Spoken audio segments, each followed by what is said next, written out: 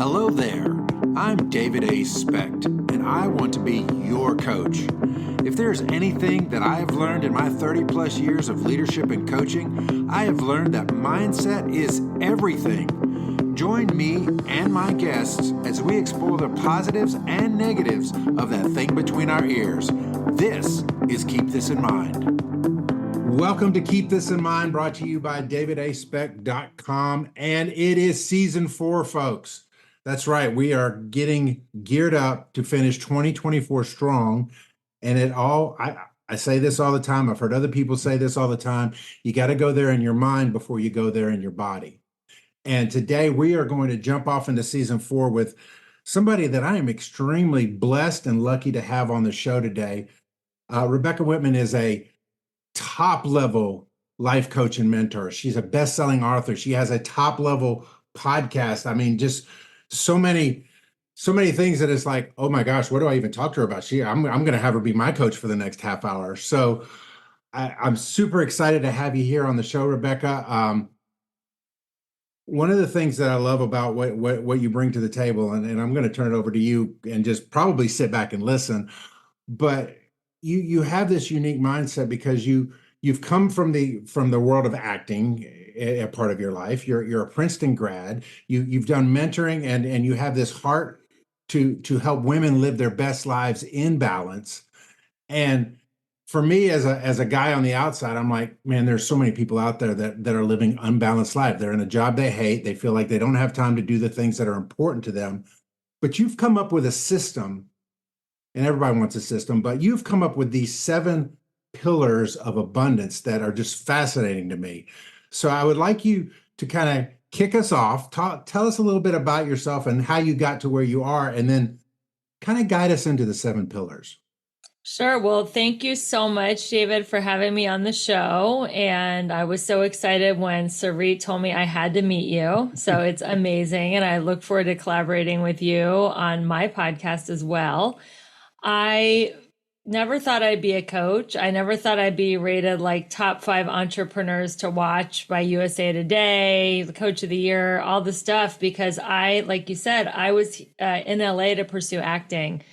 And I didn't get my big break as an actress. I had some small parts on big shows like Friends, CSI, and 24.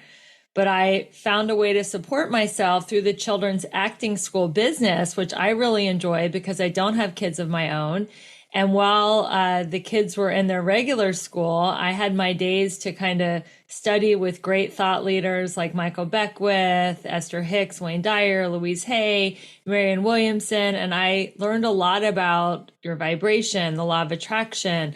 I started applying it to my financial life. Before I knew it, I was owning real estate, making 6 figures. I didn't apply it so successfully to my love life. And I had a habit of picking emotionally unavailable narcissistic men. I decided to marry one, hoping I could change him. And we all know how that works out.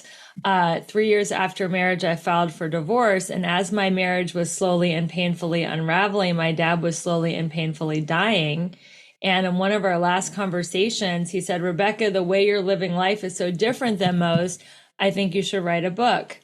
And a few months later, my dad had made his transition. My marriage was dissolved, and I was sitting across the desk from my financial planner. And he said, Rebecca, even though you had a really tough year emotionally, losing your dad in your marriage, I got to tell you, financially, you've achieved the status of self-made millionaire. And I think you should teach people what you did.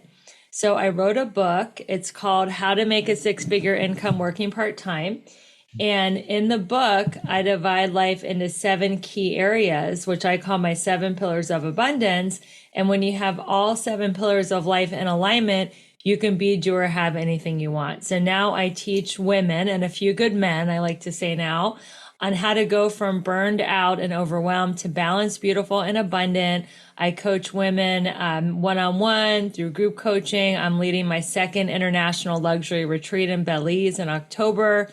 And I love what I do. I have my podcast, The Balanced, Beautiful, and Abundant Show. And now I'm happy to report that I'm happily married to my soulmate.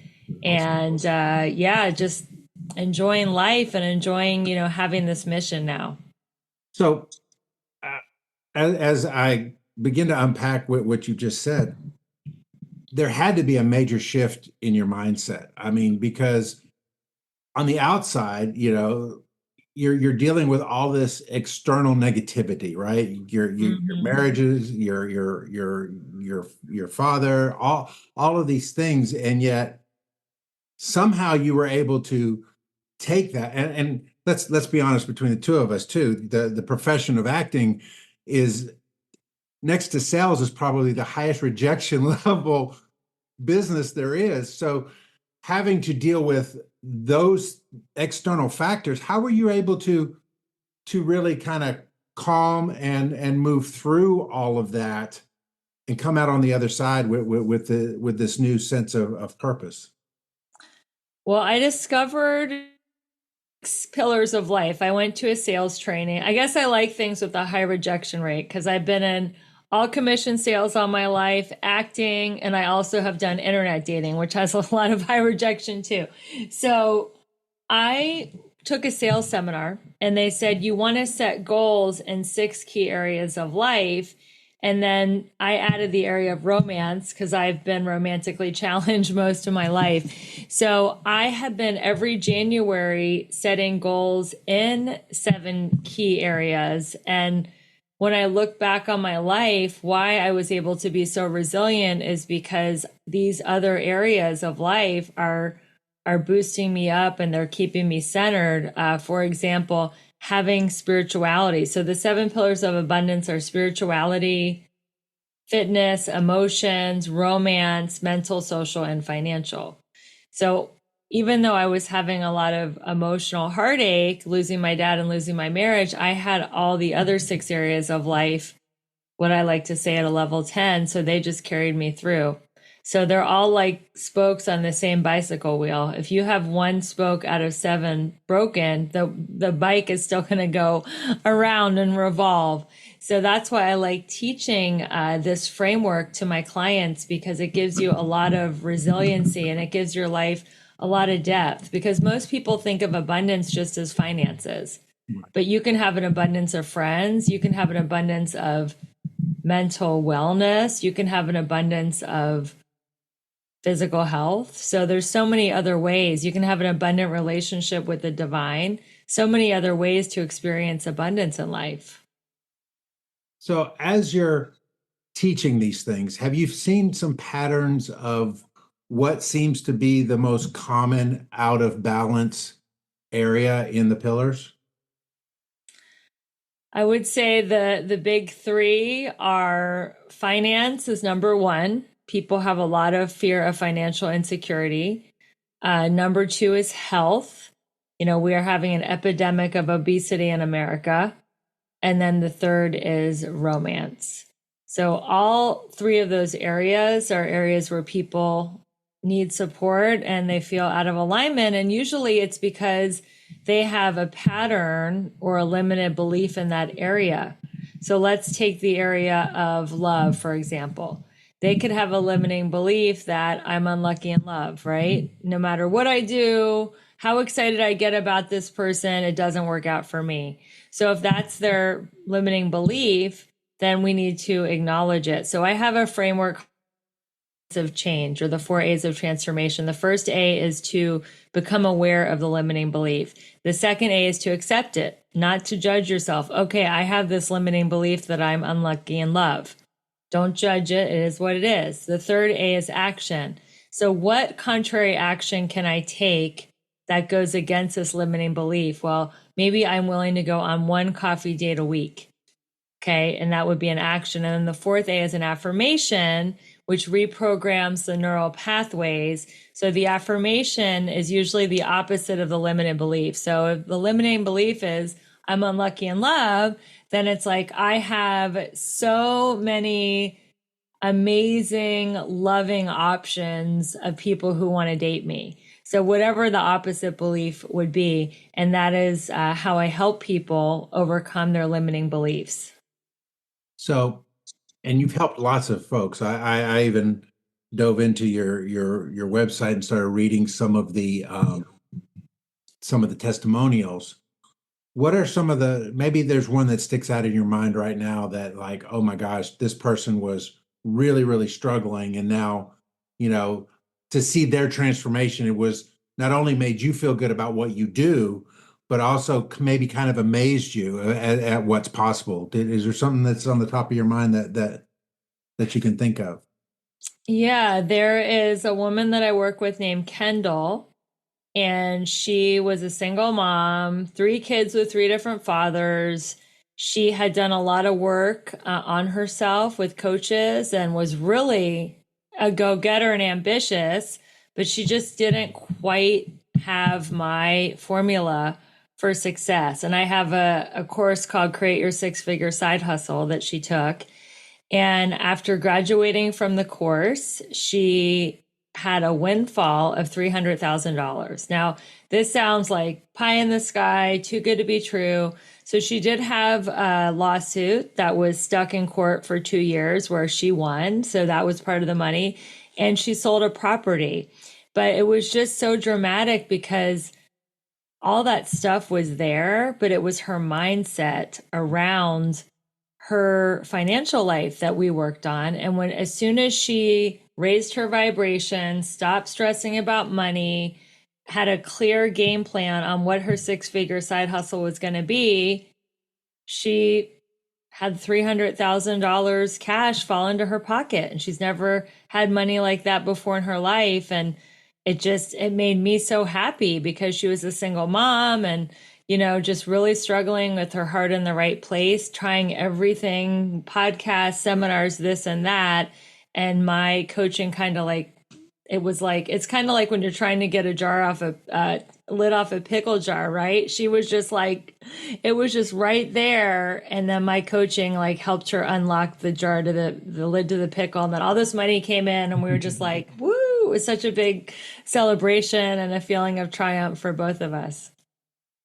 One of the things that I've noticed in the coaching space is that number one, it gets really crowded because everybody wants to be a coach, and trust me, there's enough clients out there for everybody. Right. But what I've seen is we seem to have a epidemic of limiting beliefs, and what I Mm-hmm. mean by that is, and I don't mean to broad brush. I have a saying that says broad brushes make for ugly paintings, but it seems like generationally, it seems that there's a lack of resiliency now. There's anxiety's at a all-time high among Yes. an entire sector of our nation. And do you have any insight? And you may not, that's fine. But do you have any insight as to why that may be? Why Oh, is it that yeah. there's one generation that seems to overcome their obstacles and another generation that seems to succumb to their obstacles? Oh, I definitely have an opinion about that. And I've never been asked this on a podcast, and I've done over like 150 interviews. So this is an awesome question. Thank you for it. I'm a huge student of generational psychology. So Generation X, we're like the latchkey kids, right? Our parents just said, just do whatever you want, just come home at dark, you can run the streets, you can do whatever, figure out what you're going to do for lunch. We would like raid our neighbors, refrigerators. They were just letting us pretty much run wild. So when I was 14, I played a tennis tournament in Puerto Rico. I'm from Cincinnati. I went to Puerto Rico by myself. I went to tennis camps by myself when I was like 8 years old, just in Florida, coming from Ohio. Like they just let me like run wild pretty much all over the land, right? The next generation, after generation, or the way that Generation X raised their kids, they overcompensated because they were they did not get enough parenting and enough guidance. So they became the helicopter parents.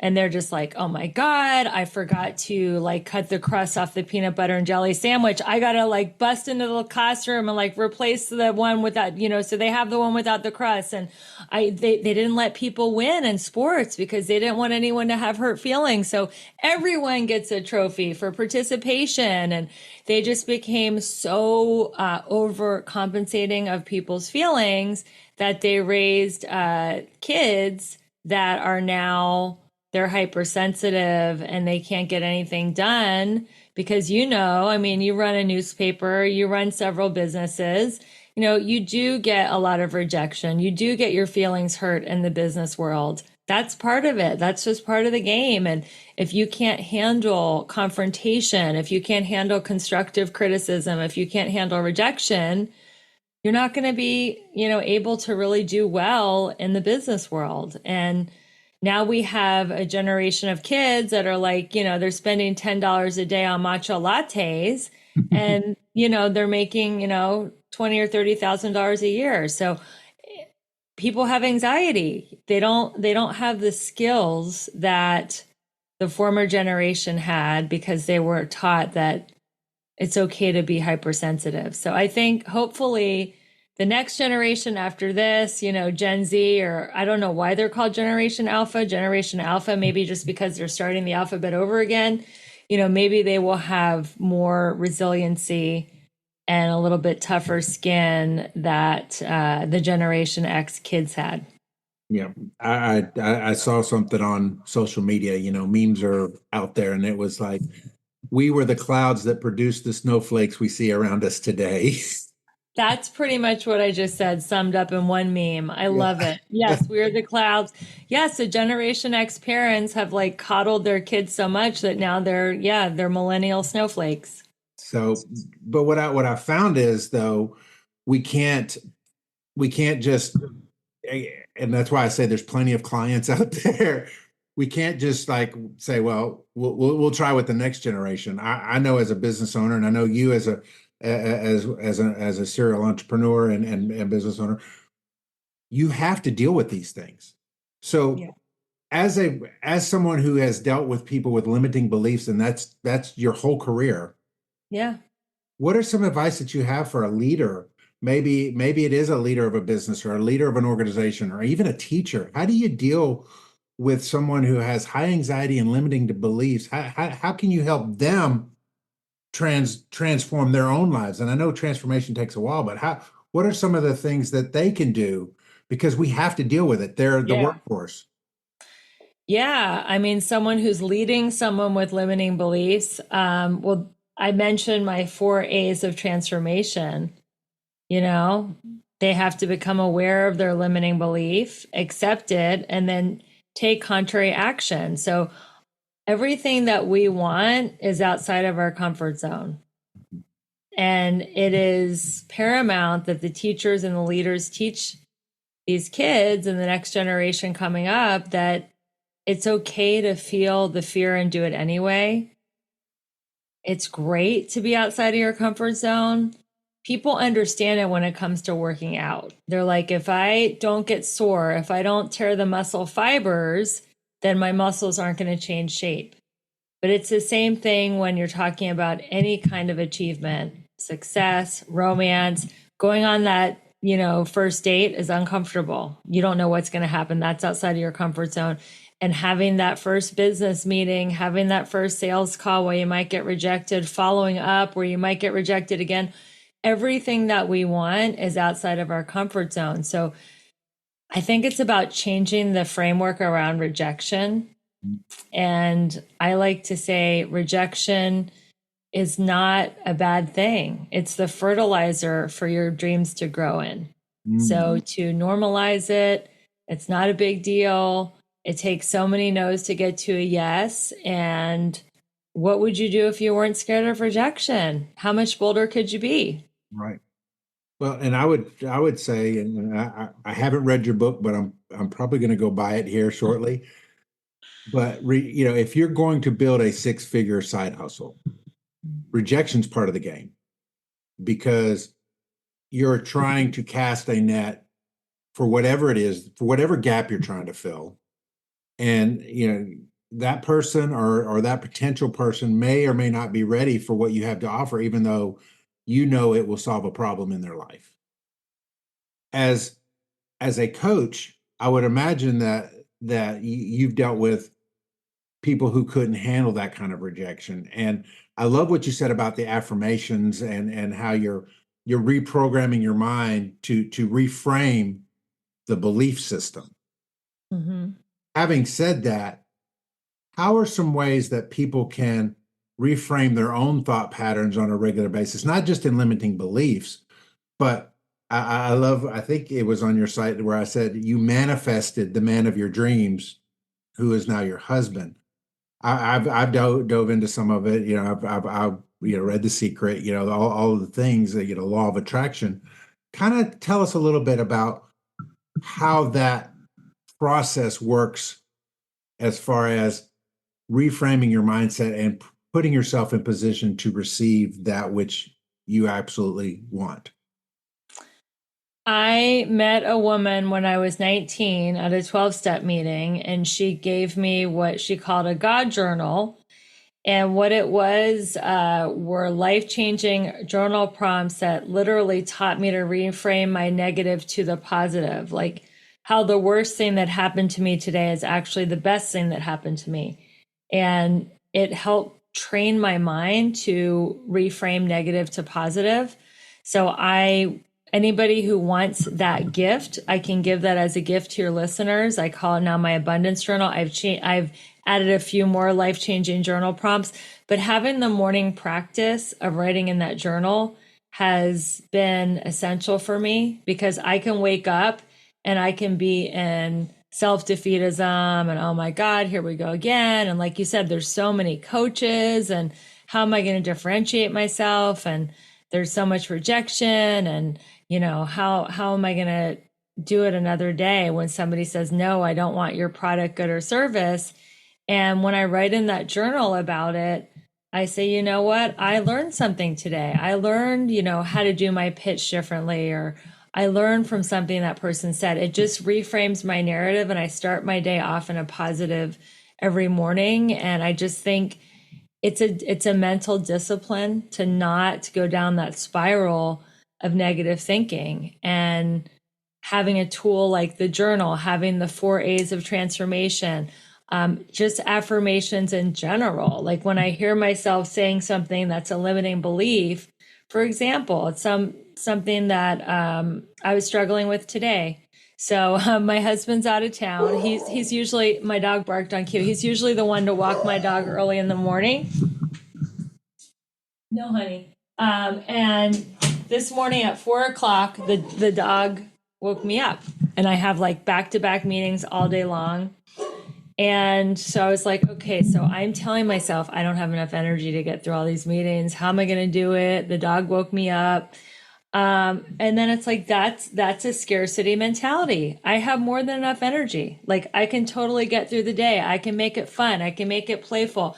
I can make my meetings, enlivening and exciting and dynamic. So that is an example of how I changed a limited thought that I had today. Mm, that's so good. And I'm a firm believer in morning routines as well. I try to make sure that I lay in the bed for a good 15 minutes, counting blessings, being very grateful before I climb out and tackle the day. So I believe that's a big thing. I'm a big believer in making your bed, not because the bed needs to be made, but because it gets you to start your day off with an accomplishment, a win. I kept a promise to myself today because I said I would make the bed every day.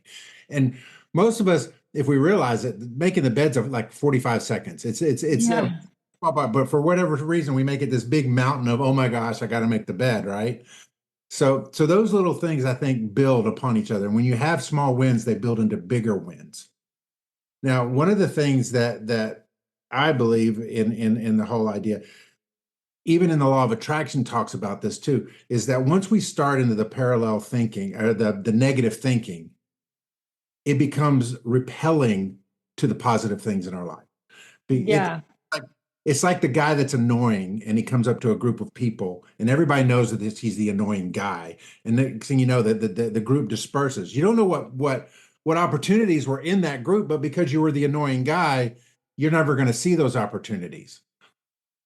As someone who has to help, have you ever had to drag somebody out of their negativity? And if so, what tell me about some of the tough love moments that you may have had to give to some clients with regard to getting them out of their negativity. Sure. Well, a lot of those moments have come in people's love life, because I feel like I do have a course called Manifest Your Soulmate in Midlife. And some of the women that I've coached just didn't want to date. They didn't want to internet date. They just didn't want to. And I totally understand it. It can be really, really tough. And I had to just really challenge them to do it. I'd be like, if you knew that your life partner was out there and they were on your 100th internet date and you would have a life of like romantic bliss and sail off into the sunset with the right person, would you go on those 99 dates to meet the 100th? And they're like, yeah. I'm like, well, if you don't internet date, you're taking yourself out of a huge pool of potential life partners. And they're, a lot of them are very resistant to internet dating because talking about rejection again, because they take it personally if somebody doesn't like them. So I use this analogy when you're driving in traffic and you get 4 red lights in a row. You don't think to yourself, oh my God, I'm not meant to drive. Everybody else is getting green lights. I got 4 red lights in a row. The universe is against me. I meant to always take Uber and Lyfts the rest of my life because I never get the green lights. No, you don't think that way. Eventually you are going to get the green lights. It's not personal. It's just random. You just happen to, get 4 red lights in a row. There's no competition with the person on the other side of the road getting more green lights than you. And you just focus on your destination. So when there's a lot of resistance, if I can get someone to focus on the destination more than the road ahead and the journey, get them so excited about meeting that soulmate and how they're going to feel when they lock eyes and hold hands across the table, then I can coax them into getting on the journey of going through all the ups and downs of internet dating. So that's an example. Well, I have thoroughly enjoyed our conversation today, and I've gotten some really great insights, as I know our audience is too. I know you're actively helping people in various forms. So kind of if somebody wants to go deeper with you, and whether it's buying your book or listening to your podcast or going one-on-one with you, what are some of the ways people can follow you and get in contact with you? Yes. Well, thank you for asking these great questions. I am reachable. I have a link. It's a pillar.io link. I'm going to put it in our chat and you can share it in the show notes. And everything that you would want to learn about me is there. You can get my podcast there, the Balanced, Beautiful, and Abundant Show. And my schedule's super full, but I open up three time slots every month for breakthrough calls. So if your listeners want to get a complimentary $600 coaching session, they can snag one of those 3 monthly time slots available through a breakthrough call. And I also have a lot of fun events that I do. I do a lot of virtual summits and just awesome retreats like the one happening in Belize. That's also in the Pillar link, and all of your listeners can get $200 off if they want to go to Belize with me on a luxury wellness retreat, where we're going to have villas on the beach and do a deep dive into these 7 pillars of abundance and do yoga and have a lot of fun. So all things Rebecca Whitman are in that pillar.io link, which you can share in the show notes. I will do that. And I'm sure when my wife hears this podcast, she's going to be looking me for the trip to Belize. Well, I hope she goes with us because we're going to have a great time. It's October 3rd through 6th, and it's a great way to end the year with momentum that will carry you into 2025 and beyond. Fantastic. Well, what a great show, guys. Listen to what this lady has to say. Do what she says do, because she's coming from a place of not only knowledge, but action. And one of the keys to Keep This in Mind podcast, as you know, is applying the knowledge that you've learned. Don't be just a consumer of knowledge, be a doer of it, because it's applied knowledge that's power. Rebecca, thank you so much again for being on the show. This may not be the only time we're together. We'll see if we might bring you back for a second one. Of course, the plans are for me to be on your show as well. So Again, thank you for being here. Thank you, audience, for taking time out of your day to keep this in mind. Hope you have a great day, and God bless. That is going to do it for this episode of Keep This in Mind. For more, visit davidaspect.com. Like, follow, and subscribe. Thank you for listening, and remember, applied knowledge is power. God bless.